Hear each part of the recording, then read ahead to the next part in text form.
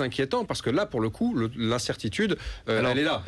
La surprise, elle pourrait venir précisément de cette France silencieuse, de cette France des oubliés, cette France des excédés. Alors justement, parce qu'il n'y a pas eu de trêve pascale pour les sondages, et c'est le quotidien Le Monde qui fait sa une là-dessus dans son édition de demain. C'est le sondage du jour à Marine Le Pen qui arriverait en tête parmi les jeunes, devant François Hollande et loin devant Nicolas Sarkozy. Les 18-24 ans prêts à voter Marine Le Pen. Ça ne me paraît pas être une très grande surprise. Marine Le Pen, on sait très bien qu'elle avait déjà engrangé une forte popularité auprès des jeunes. Ce sont les jeunes, c'est quand même la jeunesse qui est la première victime de tout ceci, de toute cette crise de l'endettement qui lui retombe sur les épaules, de cette crise d'ailleurs de la déculturation dans cette école qui ne sait plus rien, qui ne lui a rien transmis. Donc elle a toutes les raisons d'être mécontente, bien entendu. Et Marine Le Pen sait s'adresser à cette frange de la jeunesse qui est une frange qui est la plus vulnérable du point de vue économique. Condition qu'elle vote. Pas sûr que les jeunes aillent voter en masse.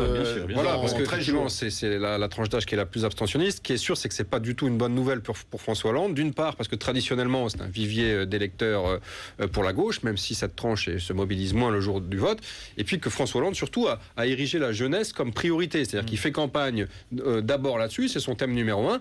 Et que si les jeunes n'embrayent pas et finalement considèrent que on peut pas lui accorder une confiance électorale sans limite, c'est pas très bon pour lui.